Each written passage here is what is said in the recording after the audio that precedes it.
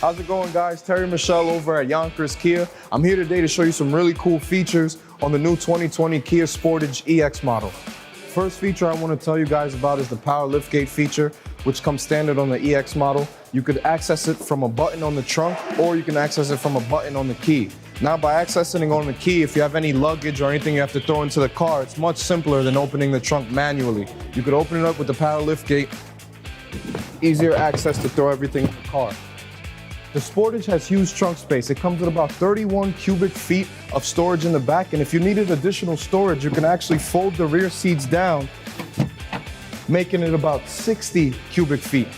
Another feature I want to show you guys, which is actually a comfortability feature, is the reclining seats that Kia added to the EX Sportage. It still comes standard with the 60-40 split on the car, but now it also has the reclining feature. What that is the actual rear seat reclines. You don't lose any storage in the trunk space, but you're still allowed to be comfortable on the drive. There's plenty more to talk about on the 2020 Kia Sportage. If you guys need any more information, please come on down to Yonkers Kia, where respect is a two-way street. Yonkers Kia,